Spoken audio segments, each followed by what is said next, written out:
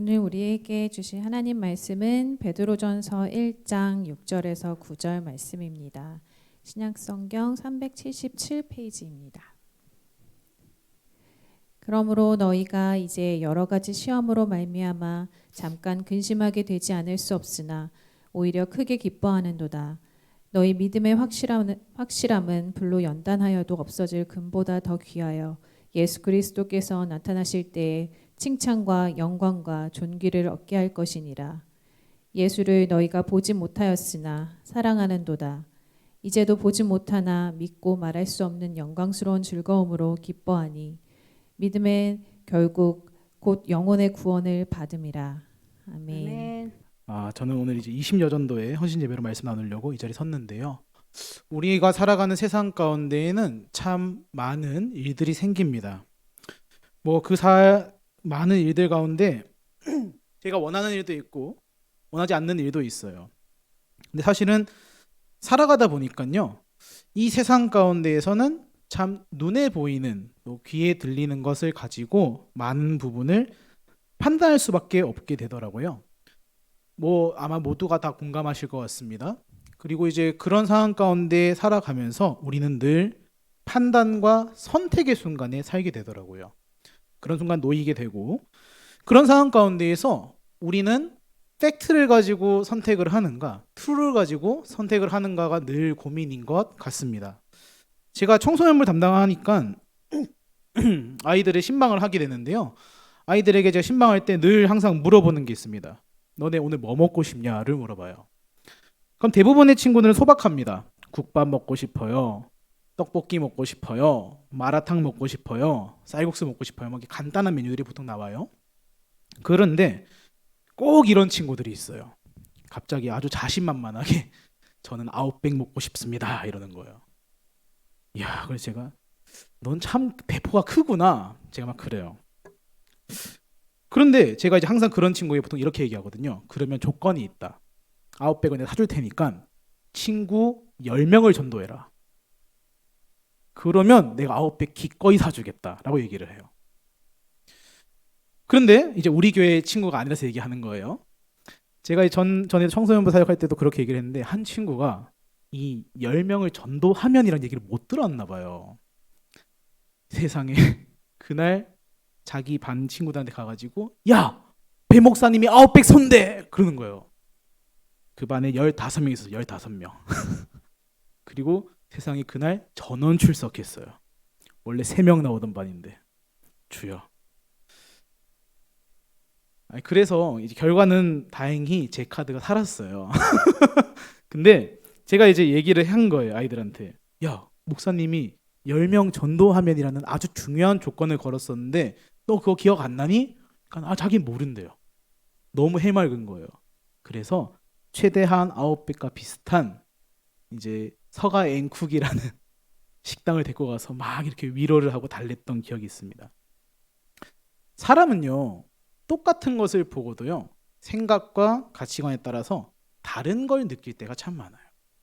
그리고 사람은 자신의 입장에 따라서 똑같은 걸 경험을 하더라도요, 다르게 말하고 해석하는 경우가 참 많습니다. 이것을 영어로 팩트라고 해요. 근데 팩트나 트루나 사실 우리가 봤을 때는 둘 다 비슷한 단어인 것 같이 보여요. 그냥 둘 다 이것도 사실이고 저것도 사실이고. 근데 팩트라는 것은요, 만들어질 수도 있는 사실인 거예요. 만들어질 수 있는 사실이고요. 트루는 그 모든 과정 가운데 단 하나의 숨김도 없는 완벽한 참을 말하는 거죠. 쉽게 말해 이겁니다. 우리는 보통 결과를 보고 판단을 하게 되어 있어요. 그러나 하나님께서는요, 그 과정을 다 아시잖아요. 그럼 하나님은 팩트를 보실까요? 트루를 보실까요? 트루를 보시는 거예요. 모든 과정을 아시고 모든 상황을 아시고 모든 관계를 아시기 때문이죠. 근데 세상을 살아가잖아요, 우리가. 그러니까 당연하게 우리가 아무리 트루가 중요하다는 걸 알아도요, 이걸 내가 판단하기는 어려운 거예요. 그래서 세상은 참 피곤합니다.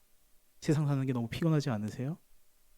정말 제 생각대로 이렇게 관계도 좀 잘 되고 하면 참 좋을 것 같은데 사실 그게 어렵더라고요.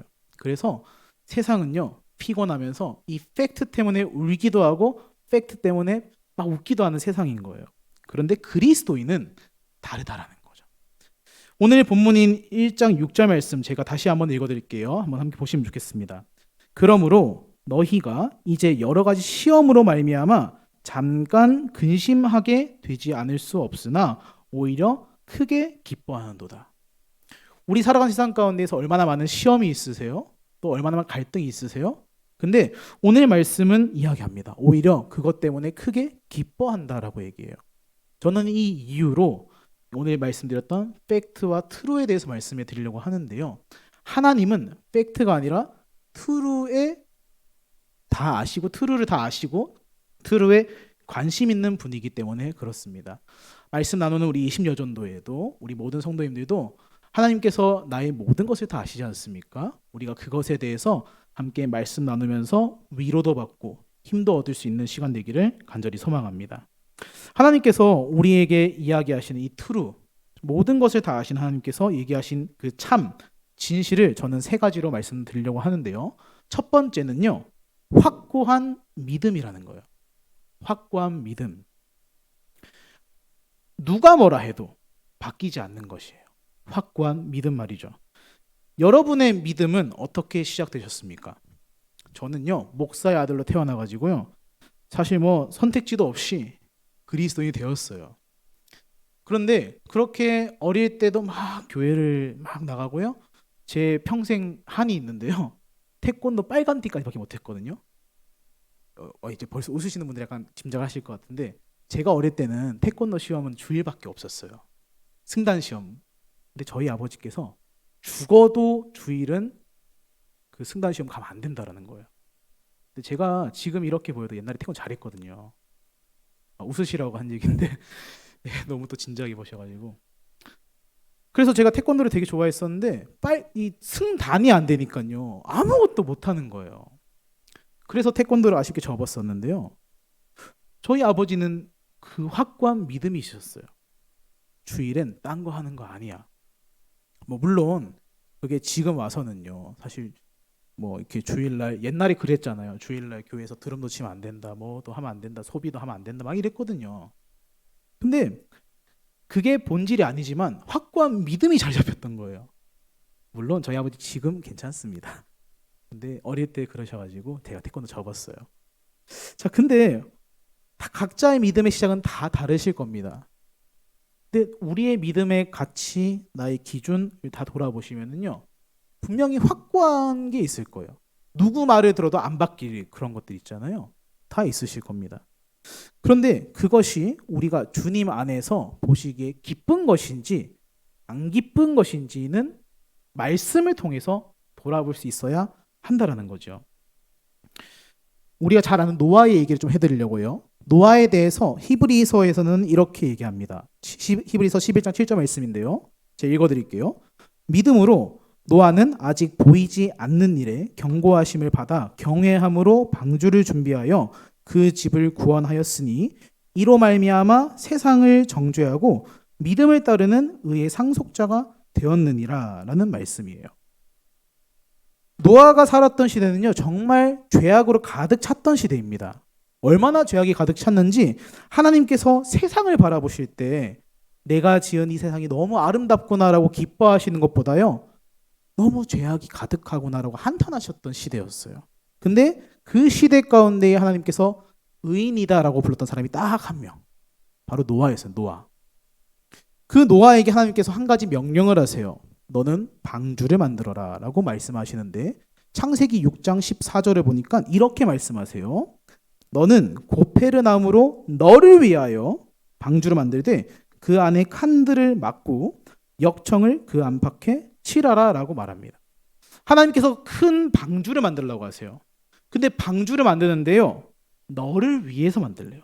하나님 나를 위해서가 아니라 너를 위해서 만들려고 하세요. 자, 그러면은 나를 위한 거면은 내 생각대로 재료를 쓰고 싶잖아요. 저는 개인적으로 파란색을 좋아하거든요. 그럼 방주를 만들거나 뭘 만들어라 할 때 제가 선호하는 색깔은 파란 색깔이니까 저는 막 파란 색깔을 하고 싶을 거예요. 근데 하나님께서는요, 너를 위하여 만들지만 네가 원하는 걸 하는 게 아니라 오늘 말씀에서 고페르 나무라고 아예 재료도 딱딱 지정해 주시고요. 그 안에 칸들을 막고 역청도 칠하라고 다 정해 주셔요. 이상하죠. 나를 위해서 만들려고 하시면은 내가 좋아하는 것, 내가 편리한 것, 내가 알고 있는 것으로 쉽게 할 수 있게 만드는 게 우리 일반적인 상식이잖아요. 근데 하나님은 그것이 아니라 너를 위하여 하지만 고페르 나무로 만들고 크기도 이렇게 만들라고 딱 다 설명을 해주세요. 그 크기를 다 제가 현대화된 수치로 계산해 보니까 방주의 길이가 150m입니다. 그리고 너비가 25m예요. 거기에 높이가 15m인 3층짜리 배입니다. 자, 그걸 어떤 학자가 계산해 보니까 거기 안에 양이 12만 5천 마리가 들어가는 크기래요. 다들 이렇게 양 한 마리, 두 마리 정도는 아무렇지 않으셔서 안 놀라시네요. 어마어마한 크기입니다. 그런데 그 큰 배를 노아한테 만들라니 사실 이거 중노동이잖아요. 노아의 마음은 어땠을까요? 그리고 노아가 그걸 뚝딱뚝딱 만드는데요. 사람들이 노아한테 야, 넌 정말 멋지다라고 했을까요? 아니에요. 사람들이 지나가면서 꼭 한마디씩 소리치죠. 아유, 저 멀쩡하게 생겨가지고 왜 저러노? 또 막 조롱도 합니다. 아니 도대체 그 큰 배 만들어서 뭐 하려고? 뭐 어디 팔 거냐고 조롱합니다. 그리고 또 단순히 조롱만 했겠어요? 비난도 했을 거예요. 노아가 그 큰 배를 만드니까요, 시간은 또 어마어마하게 걸렸습니다. 근데 노아는요, 그 방주를 만들면서도요, 흔들리지 않았어요. 왜요? 확고한 믿음이 있기 때문이죠. 나를 위하여 만드는 배지만, 하나님께서 나에게 말씀하셔서 나를 위하여 만드는 배지만 이건 하나님께서 말씀해 주신 거예요. 그렇기 때문에 하나님께서 명령하신 그대로 내가 준행하는데 사람들이 뭐라 하든지 비방하든지 조롱하든지 막 팩트를 가지고 막 하든지 흔들리지 않는 거예요. 왜요? 확고한 믿음 때문에요. 그 방주를 만들고요. 방주 안에서 노아는 홍수를 피합니다. 은혜잖아요. 근데 우리는 그 과정 가운데서도 노아가 확실한 믿음 때문에 방주 안에서 그 홍수를 다 피해갔음을 알아야 돼요. 성경 말씀을 보시면은요, 노아가 배에 타서 홍수를 다 지나가는 얘기를 창세기 6장, 7장, 8장 보시면 다 볼 수 있거든요. 그런데 우리는 그걸 책 한 권이니까 짧은 시간에 보지만요, 노아는 그 날짜가 어마어마한 거예요. 노아가 배에 딱 탄 다음에 홍수가 내리는데요, 그 시간이 며칠이냐? 40일이에요. 40일 동안 비가 그냥 하늘이 구멍 난 것처럼 쫙 내리는 겁니다. 우리처럼 일기예보가 있는 거 아니잖아. 하나님께서 노아야 40일만 비 내릴 거야 알려주신 것도 아니잖아요. 방주 안에 들어가서 딱 노아가 이렇게 있는데 비가 일주일이 옵니다. 일주일 정도는 뭐 참을 수 있겠죠? 근데 2주일도 똑같이 옵니다. 3주일도 똑같이 와요. 그럼 사람이 어떻게 될까요? 원래는 지쳐요. 포기하고 싶은 마음이 들어요. 어떻게 해야 될까? 막 혼돈스러워요. 그러나 노아가 흔들리지 않았던 이유는 뭐라고요? 확고한 믿음. 그 믿음이 있었기 때문에 노아는 흔들리지 않았던 거예요. 우리 가운데에도 확고한 믿음이 있으시길 소망하는데요. 어떤 믿음이 있으시길 소망하냐? 하나님은 세상처럼 팩트가 아니라 트루에 관심이 있는 하나님이시다. 나의 모든 걸 다 아시는 하나님이시잖아요. 간절히 축복합니다. 세상처럼 팩트에 목숨 거는 우리가 아니라 하나님이 주목하시는 트루에 마음을 두고 관심을 두고 행동할 수 있는 우리가 되기를 예수님의 이름으로 축복합니다. 두 번째 말씀드리고 싶은 것은요, 하나님께서 우리에게 주신 참, 이 트루의 가치, 칭찬과 존귀라는 거예요. 칭찬을 싫어하는 사람이 어디 있겠습니까? 그런데 이 칭찬을요, 예수님께 칭찬 듣는다라고 생각해 보세요. 이것보다 더 영광스러운 일이 어디 있겠습니까? 이사야 32장 8절에 보니까 이런 말씀이 있어요. 존귀한 자는 존귀한 일을 계획하나니 그는 항상 존귀한 일에 서리라 라고 이야기합니다. 자, 지금 이제 제일 교회에서 중요한 시즌이 왔어요. 무슨 시즌일까요? 성탄 시즌인데 그것에 앞서서 모든 교구 담당 사역자들의 어려움의 시간이 있어요.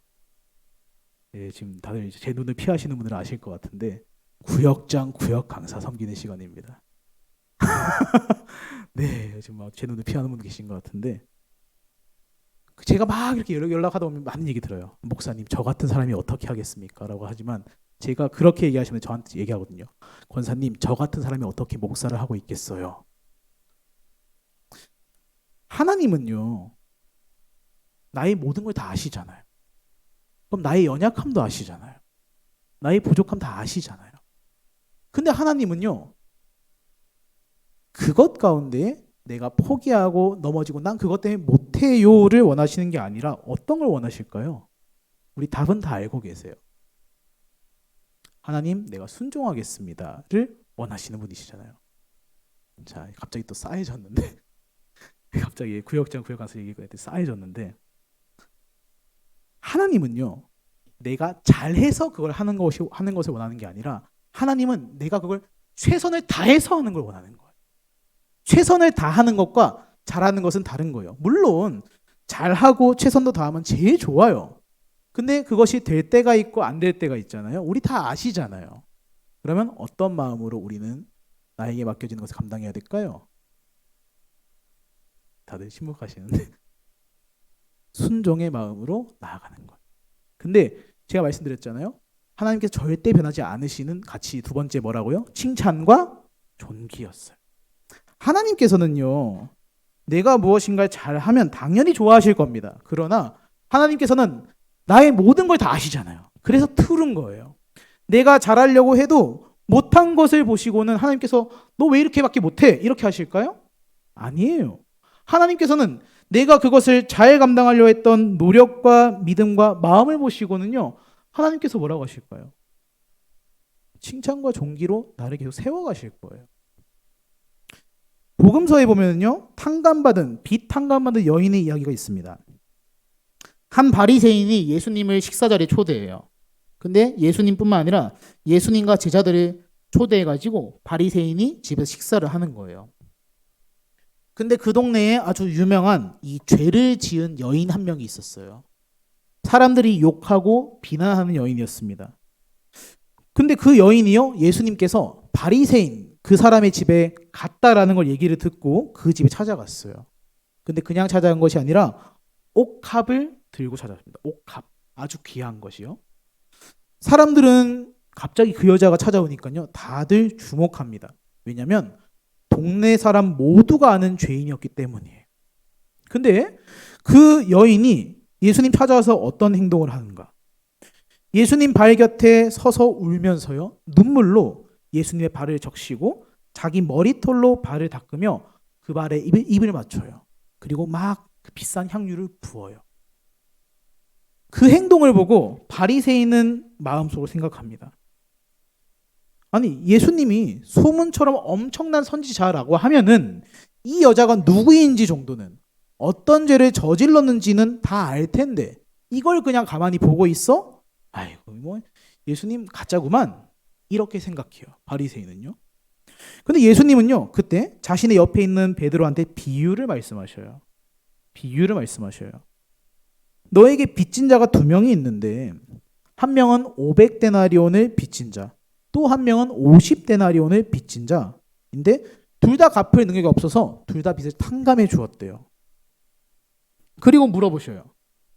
500데나리온을 빚진 자를 탕감해 줬던 사람, 50데나리온을 탕감해 줬던 사람, 둘 중에 누구를 더 사랑한 것이겠냐? 라고 물어보셔요. 많은 사람들은요, 이렇게 생각합니다.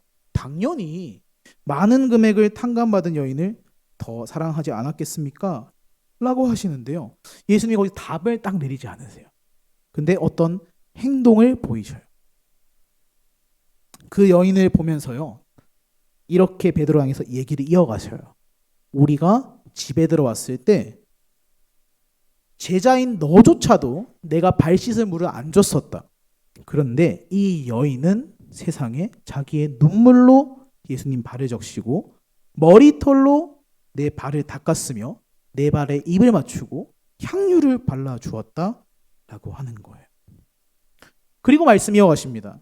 내가 너한테 말하는데 이 여인이 아무리 죄가 있다 하더라도 그 죄 용서해 주겠다라고 말씀하시는 거예요. 왜 그럴까요? 예수님은요, 그 여인이 자신을 사랑했던 걸 보셨던 거예요.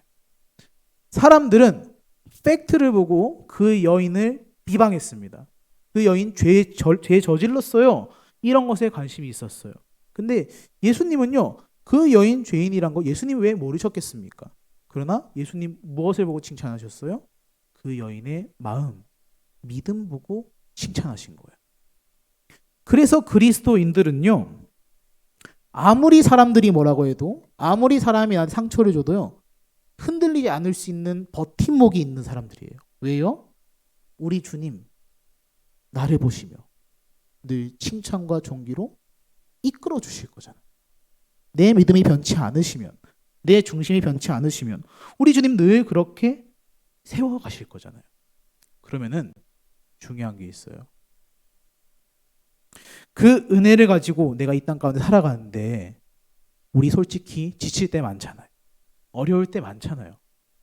근데 예수님께서 정말 귀하고 중요한 우리 가운데 선물 같은 소망의 소식을 주셨는데 바로 그것은 세 번째 은혜, 영혼의 구원인 줄 믿습니다. 우리 영혼의 구원인 거예요. 오늘 본문 9절은요, 너무너무 분명하게 얘기해요. 믿음의 결국 곧 영혼의 구원을 받음이라 라고 말합니다. 단도직입적으로 질문 드려볼게요. 오늘 우리가 만약 죽는다면 나는 천국에 갈 수 있습니까? 네, 아멘도 해주셔서 감사하고 많은 분들 속으로 대답하셨을 것 같아요.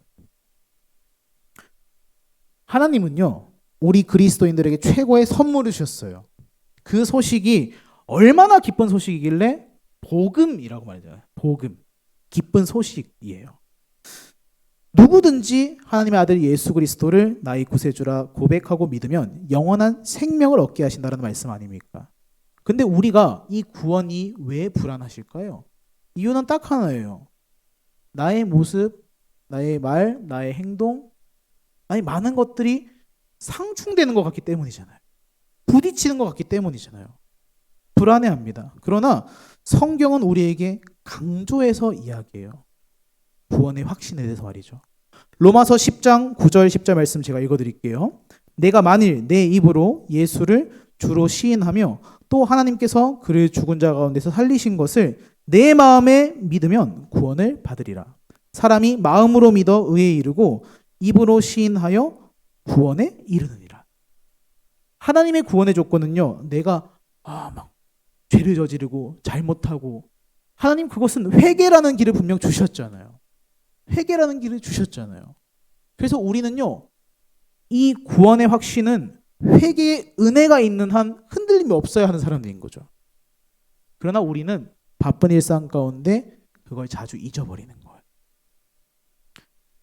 근데 이것보다 더 큰 위로 없고요, 이것보다 더 큰 기쁨이 그리스도인은 없는 거예요. 그래서 예수님이요, 자신의 사역하던 도중 가운데 너무너무 귀한 생명의 말씀 나눠주셨잖아요. 누가복음 5장 32절 말씀인데요, 이 말씀이었어요. 내가 의인을 부르러 온 것이 아니요 죄인을 회개시키러 왔노라라고 말씀하시는 거죠. 우리는요, 늘 세상 가운데 많은 죄악과 마주하고 싸우며 살아갑니다. 저조차도 어떻게 그걸 자유롭겠어요. 그러나 하나님께서는요, 우리 가운데 아무리 어렵고 아무리 힘들고 아무리 괴로워도 흔들리지 않는 분명한 참 소망을 주셨던 분이에요.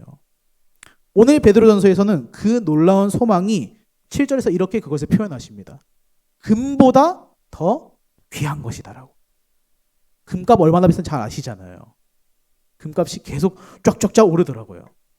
제가 지하 지역이 돌반지 갖고 있으면 참 좋았겠다 막 그러고 있는데, 막 판 것도 있었던 것 같기도 하고. 근데 그 금보다 더 귀한 게 뭐라고요?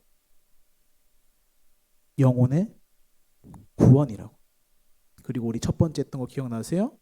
하나님께서 우리 가운데 주신 놀라운 은혜요. 확고한 믿음이요. 그것을 보시고 우리 주님 어떻게 하신다고요? 칭찬과 존귀로 우리를 이끌어 주실 거다라고 말씀하셨잖아요.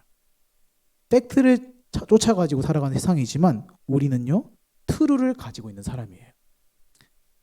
불변의 사실, 하나님의 말씀이 있기 때문에 우리는 절대 변하지 않는 그 소망이 있는 사람들입니다. 그래서 예수님 때문에 행복해야 되는 사람들인 거예요. 그 은혜가 함께 예배드린 우리 20여 전도회와 모든 성도님들 가운데 누려지시기를 간절히 축복합니다. 우리 주님 우리와 분명히 함께 하십니다. 세상의 어떤 시험과 환난과 핍박이 우리를 괴롭혀도 그것은 끊어지지 않을 것이고 흔들리지 않을 분명한 소망입니다.